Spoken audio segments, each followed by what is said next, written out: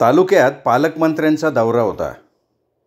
आमदार शशिकांत राणे यांच्या विकास निधीतून निझरे गावी पाणी पुरवठा योजनेचं भूमिपूजन पालकमंत्र्यांच्या हस्ते होतं. जिल्हा राष्ट्रीय पक्षाचे अध्यक्ष सुनील तांबे, महिला जिल्हाध्यक्षा विजया लाड, तालुका अध्यक्ष वझे, राणे महिला आघाडीच्या सौ पोरे अशा सर्वांची नावं पत्रिकेवर छापली होती. पण जाणीवपूर्वक तालुक्याच्या सभापती चंद्रकला यादवांचं नाव काही छापलेलं नव्हतं. भूमिपूजन झालं, जाहीर कार्यक्रम सुरू झाला, प्रास्ताविक झालं. प्रास्ताविकात कार्यकर्त्यानं तालुक्याचा विकास खंडित झाल्याची खंत मांडली. खासदार आमदार फंड तालुक्याला योग्य प्रमाणात मिळाला नाही हे त्यांनी नमूद केलं. त्यानंतर अनेकांनी आपला घसा साफ करून घेतला. सभापती चंद्रकला यांच्यामुळे तालुक्याचा विकास खुंटला असा स्वर प्रत्येकाने लावला. कार्यक्रमाचे प्रमुख पाहुणे पालकमंत्री माने असल्यामुळे ते शेवटी बोलायला उभे राहिले. त्यांनी बोलायला सुरुवात केली. सर्वांची नावं घेतली, त्यांना विशेषणं लावली, 2-4 कोट्या केल्या, पब्लिकने टाळ्या दिल्या. पालकमंत्री चकाकले, जीभ सैल झाली. ते सभापती चंद्रकला यादववर घसरले. कसे मंडळी, सभापतीपदी बाई माणूस असलं का असंच होणार? झारीतच बसली बघा बाई, कसा विकास होणार?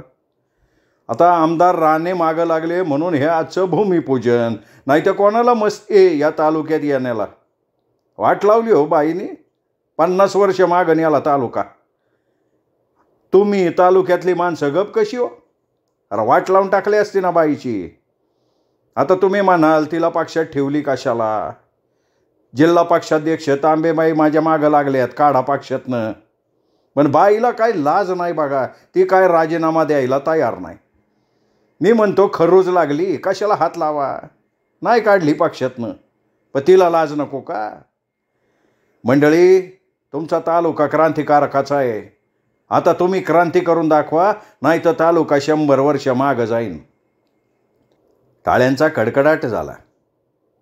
चंद्रकलाच्या विरोधात पक्षातनं घोषणा द्यायला सुरुवात झाली. चंद्रकलाला हे असह्य झालं. कार्यक्रम पत्रिकेत नाव नव्हतं तरी तालुक्यातला कार्यक्रम म्हणून ती आलेली होती आणि येऊन प्रेक्षकात बसली होती. थांबा पालकमंत्री. पालकमंत्री अजितराव मानेंना गच्चकन ब्रेक लागला. समोर चंद्रकला बघून ते अर्धे झाले. मला बोलायचं आहे. ती स्टेजवर गेली. उत्साही कार्यकर्ते लगेच आले. ए सभा आमची आहे, या सभेत तुम्हाला बोलता येणार नाही. काहींनी दमाची भाषा केली. हे बघा, मी तालुक्याची सभापती आहे, मला बोलायचं आहे. अरे पण सभापती वगैरे आम्ही नाही ना ओळखत. मी 2 मिनटं बोलणार आहे. तुम्ही मला बोलू दिलं नाही तर लोक म्हणतील पालकमंत्री घाबरले. पोरो, बोलू दे रे तिला, बोलू दे. पालकमंत्र्यांनी आबरू वाचवण्याचा प्रयत्न केला. कार्यकर्ते बाजूला झाले. चंद्रकलानं माईकचा ताबा घेतला. अत्यंत सभ्य भाषेत आणि कमालीचा संयम ठेवून ती बोलायला लागली. माझ्या बंधूंनो आणि बहिणींनो आणि या व्यासपीठावर बसलेले सगळे मान्यवर. मान्यवर या शब्दावर तिने मुद्दाम जोर दिला. या कार्यक्रमाच्या पत्रिकेवर माझं नाव नव्हतं. या मान्यवरांची नावं होती आणि तरीही मी आले. या तालुक्याबद्दल, इथल्या माणसांबद्दल माझ्या मनात प्रेम आहे म्हणून मी आले आणि प्रेक्षकात बसले. या मान्यवरांनी, आपल्या प्रतिनिधींनी, आपल्या पालकांनी उधळलेली मुक्ताफळं मी ऐकली, तुम्ही सुद्धा ऐकली. अरे हे कोणीतरी थांबव रे तिला. कोणीतरी पालकमंत्र्याचा चमचा बोलला. हे बघा, ही सभा माझ्या तालुक्यातली आहे. मी तालुक्याची आद्य नागरिक आहे. मला थांबवण्याचा कोणी प्रयत्न केला ना तर तो या तालुक्याचा अपमान ठरेल. मी बोलीन, पण तुमच्यासारखा संयम सोडून मी नाही बोलणार. मी बोलीन ते जबाबदारीनं बोलीन. माझ्या भाषणानंतर व्यासपीठावर असलेल्या मान्यवरांपैकी कुणीही बोलावं, मला शिव्या घालाव्यात, माझ्या चुका दाखवाव्यात, या जनतेसमोर मला शिक्षा करावी. या जनतेला खोळी समजू नका. न्यायनिवाडा जनता करेल. या मातीतली माणसं आहेत. त्यांच्या जीवन मरणाच्या या समस्या आहेत. ते मला थांबवतील किंवा तुम्हाला. न्याय त्यांच्या हातात आहे. न्याय पुरुषांच्या हातात आहे, स्त्रियांच्या हातात आहे. चंद्रकलानं जनतेला वश करण्याचा प्रयत्न केला. ती कमालीची यशस्वी झाली होती. जनतेतनं कोणीतरी ओरडलं, बोला मॅडम, तुम्ही बोला. चंद्रकलेचं बळ वाढलं. ती आत्मविश्वासानं बोलायला लागली. आत्ताच पालकमंत्री म्हणाले की सभापती बाई माणूस असलं की असं होणारच. पालकमंत्री साहेब, समोर बसलेल्या बायकांच्या वतीनं मी विचारते, हिम्मत असेल तर उत्तर द्या. बायकांनी राजकारणात यायचंच नाही का? घटनेनं अधिकार दिलाय, तो कशासाठी दिलाय?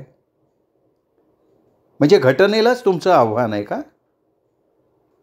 घटनेची अवहेलना करणाऱ्यांना कुठली शिक्षा आहे हे माहिती आहे का तुम्हाला? ती थांबली. पुन्हा आवेशानं बोलायला लागली.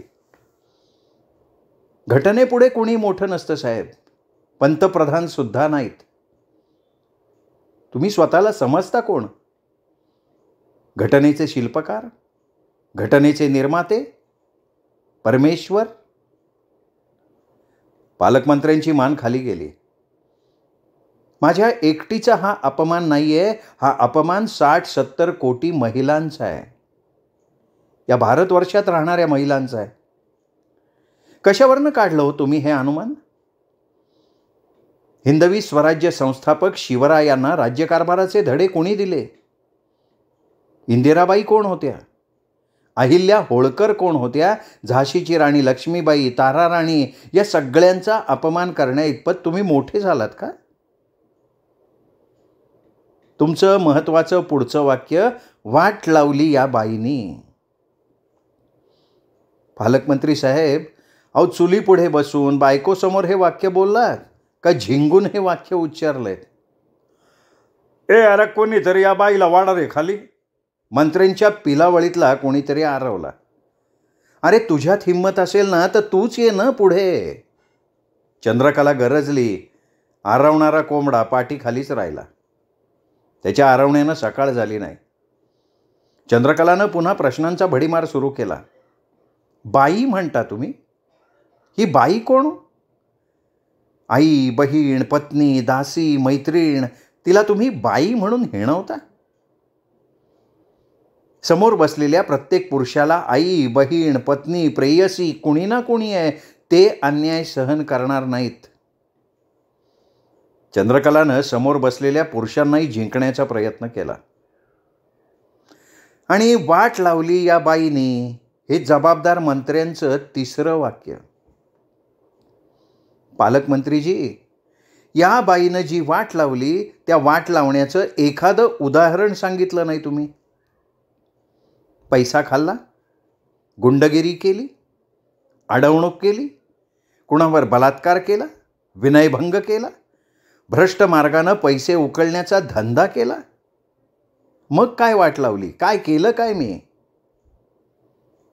आणि मंडळी, तुमच्यासमोर उच्चारलेलं चौथं वाक्य, या बाईला लाज नाही, राजीनामा देत नाही. पालकमंत्र्यांचे जाहीर सभेतले हे शब्द. पालकमंत्री बिचारे किती सुसंस्कृत आहेत त्याचा हा उत्तम नमुना. लाज नसणारी की असणारी अशी वाक्य बोलतात हे जनतेनं ठरवावं आणि योग्य तो न्याय करावा. पुन्हा जनतेला जिंकण्याचा चंद्रकलानं प्रयत्न केला. मला खरूच लागली आहे. काढून टाकण्याचा प्रयत्न करायला घाबरतायत. यांना खरूज लागायची भीती. पालकमंत्री महोदय, मला तुमच्या खाजगी जीवनात डोकवायचं नाही आहे, पण जनतेला माहिती आहे का तुमचं खाजगी जीवन काय? जिल्हा परिषद अध्यक्ष. जिल्हा परिषद अध्यक्षांना तिरमिरीच आली. अरे मुरदाड पुरुषांनो, पदावर लक्ष ठेवून एका रावणाचा नंगा नाच बघणाऱ्यांनो, कसा सहन करता हा अन्याय? मी सभापती आहे, मला माझे अधिकार आहेत, मला माझे विचार आहेत, डोकं आहे. मग का ताटाखालची मांजरं होऊन पैसा, प्रसंगी बायका? ओ बाई, अहो ही सभा आहे. तालुका अध्यक्ष साहेब, मला भान आहे. पालकमंत्र्यांनी भान ठेवलं होतं का? टाळ्या वाजवल्यात यंत्रासारख्या. माणसं आहात ना तुम्ही? सगळीकडे कमालीची शांतता. जनता, तुम्ही खरे शासनकर्ते आहात. ही लोकशाही आहे. तुमच्या हाती सत्ता आहे. न्याय निवाडा तुम्ही करायचा आहे. एक बाई वाकत नाही म्हणून तिला त्रास देणारे दैत्य वाढवायचे का संपवायचे हे तुम्ही ठरवणार आहात. तुम्ही सुज्ञ आहात. लोकशाहीच्या झारीत कोण अडकलंय ते तुम्ही ओळखायचं आहे. मी फार मोठी नाही आहे, पण सामान्यातल्या सामान्य लोकांची मी प्रतिनिधी आहे. तुम्ही समोर बसलेल्या जनतेतल्या एकानं जरी माझा राजीनामा मागितला तरी मी या क्षणी द्यायला तयार आहे. पण कोणी आमदार, पक्षपदाधिकारी, पालकमंत्री जर अन्याय करून एका महिलेचा अपमान करून राजीनामा मागणार असतील तर मात्र मी कधीही राजीनामा देणार नाही. अधिक बोलत नाही. बोलण्याची इच्छाही नव्हती. पण अपात्र माणसं माझं मूल्यमापन करतायत हे ऐकून मला राहावलं नाही. जाहीर सभेत बोलावं का नाही याचा विचार करण्यात तिने क्षणभर वेळ घेतला आणि म्हणाली, महिला सत्तास्थानी आहे हे पुरुषातल्या लांडग्यांना मान्य नसतं. सत्तास्थानी महिला राहिली तर तिचं शोषण करावं असं वरिष्ठांना वाटतं. नव्हे, तो त्यांचा हक्क आहे असं त्यांना वाटतं. आणि जी व्यक्ती यांच्या गलिच्छ हेतूला साथ देत नाही तिला सतवण्याचा उद्योग हे असे लोकप्रतिनिधी करतात. आमदार निधी कोणी अडवला? पालकमंत्र्यांचा विकास निधी या भागात का टाकला नाही? जनतेला मी विनंती करते, तुम्ही लोकशाहीतले खरे न्यायाधीश आहात. तुम्ही न्याय करायचा आहे. अधिक बोलणार नाही मी. माझ्या वक्तव्यावर जर कोणी बोलणार असेल तर त्यांनी अवश्य बोलावं. मला इथे बोलायची संधी दिली, मी आभार मानते आणि थांबते. चंद्रकला बोलायची थांबली. माईकवर खुलासा करायला क्षणभर कोणीच आलं नाही आणि अशातच महिलातनं एक दगड भिरभिरत आला. बसल्या जागी पालकमंत्री कोसळले. मग प्रेक्षकातनं अक्षरशः दगडांचा पाऊस पडायला लागला. व्यासपीठावरचे मान्यवर विवळत होते, आक्रोश करत होते. येऊ का आत? उघड्या दरवाज्यातनं रजनीताई आत आली. चंद्रकला किचनमध्ये होती. वसंतराव बाहेर आले. अरे वा, हरवलेलं घर सापडलेलं दिसतंय वसंतराव. वसंतराव बोलला नाही. रजनीताई ऐसपैस बसली. लवकर चांगला निर्णय घेतला तुम्ही. बाहेरची हवा बादली का पुरुषांना बायकोच्या उभीची आठवण येते? चांगलं झालं, पण अंगावर बेतण्यापूर्वी घर गाठलं.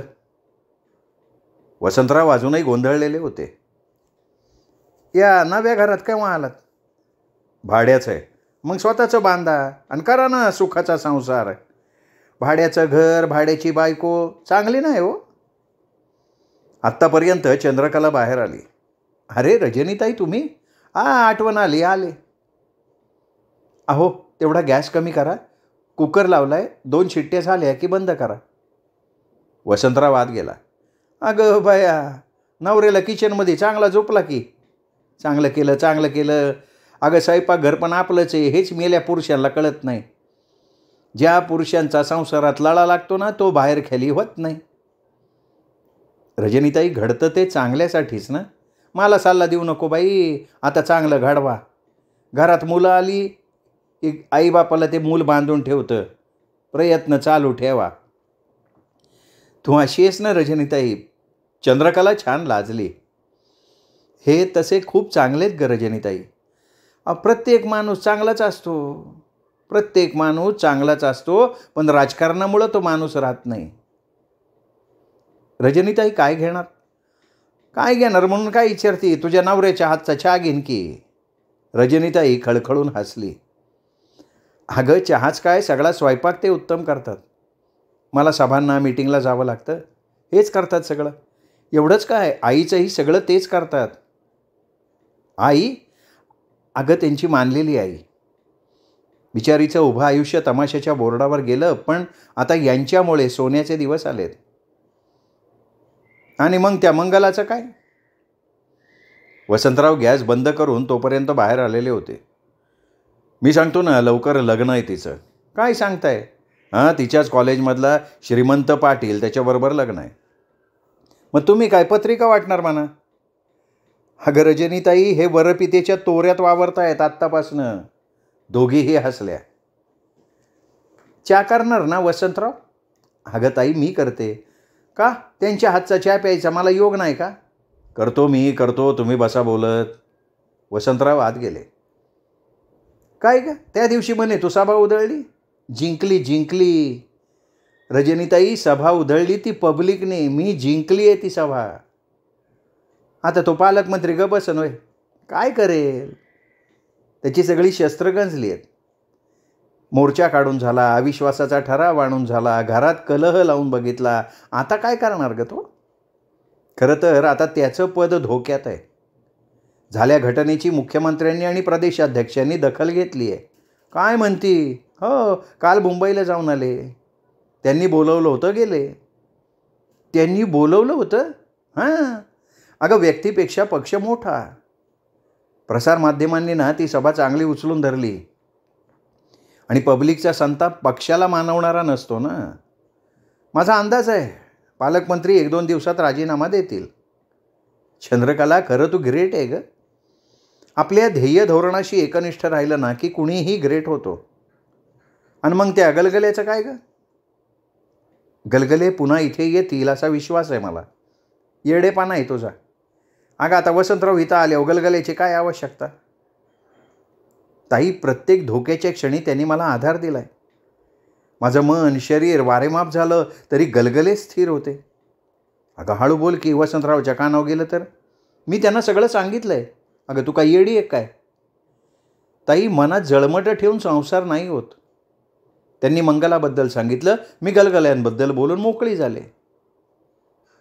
रजनीताई अवाक झाली. वसंतराव चहा घेऊन आले. रजनीताईंनी चहाचा घोट घेतला. वाह वाह, क्या बात आहे वसंतराव. वसंतराव, आता जेवायलाच बोलवा की एकदा. हां, तुम्हाला जेवायला नक्की बोलवीन, पण झोपायला बोलवणार नाही, कारण आम्ही दोघं असतो आता इथे. काय ग चंद्रे, म्हणजे तू? चंद्रकला खळखळून हसली. रजनीताईला मेल्याहून मेल्यासारखं झालं. अगं चंद्रे, तुझ्या जीवाला काही हाड? रजनीताई कब्बशी टेबलावर ठेवून उठल्या. हे बघा, असं वातावरण कायम ठेवा. मला मेलीला त्यावेळी 2 पावलं मागं घेता आली असती तर ही अशी वेळ आली नसती. रजनीताईंच्या पापण्या ओलावल्या. रजनीताई, अगं चंद्रकला, आपल्या पुरुषापिगर स्त्री पूर्ण नसती. पण आता मला खूप वेळ झाला ग. रजनीताईंनी चष्मा काढला, डोळे टिपले आणि निघून गेल्या. देवजीला समोर बघितलं आणि चंद्रकलाला आश्चर्य वाटलं. माणूस मोडलेला दिसत होता. पूर्वीची गुरमी कुठेच नव्हती, तोंडात शब्द नव्हता. हां, बोल देवजी. मॅडम, चुकलं. हे आज समजलंय? ठीक आहे, उशिरा समजलं, हेही काही कमी नाही. बोल. तेवढी फिर्याद मागं घ्या की. मोरेचा सल्ला घेतला का? तो भाड्या काय सल्ला देतोय? काय केलं त्याने? हाडकं ठेवलेत.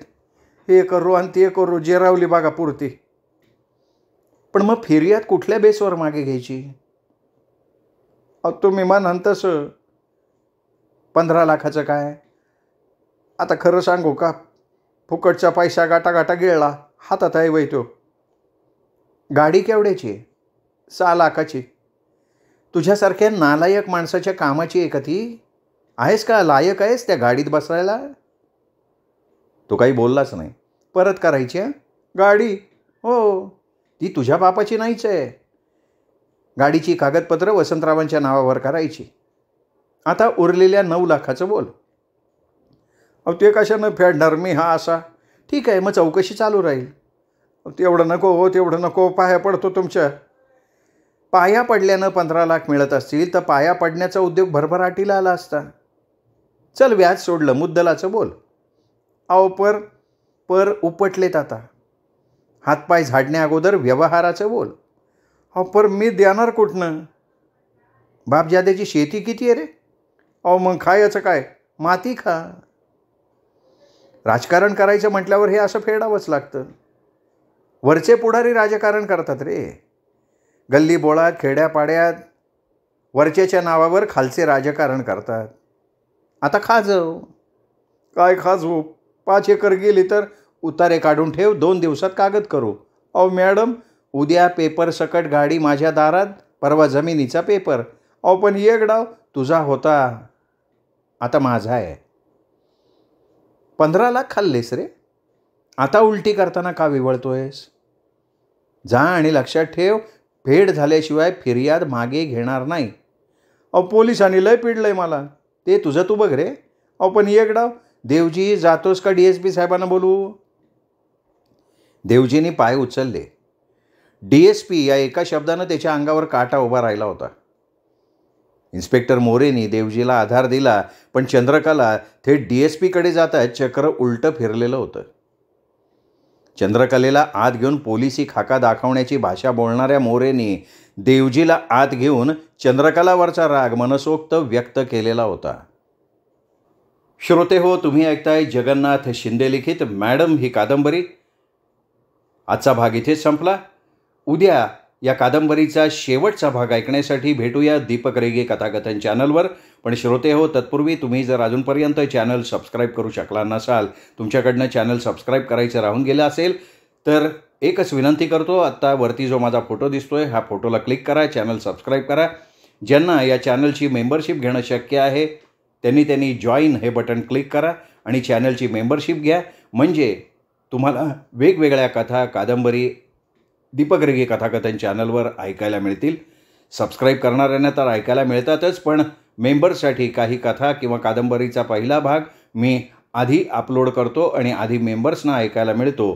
त्यामुळे ज्यांना शक्य आहे, ज्यांची इच्छा आहे, त्यांनी जॉईन हे बटन दाबून चॅनलची मेंबरशिप घ्यावी, ही नम्र विनंती. थांबूयात, भेटूयात उद्या जगन्नाथ शिंदे लिखित मॅडम या कादंबरीचा शेवटचा भाग ऐकण्यासाठी. नमस्कार श्रोतेहो.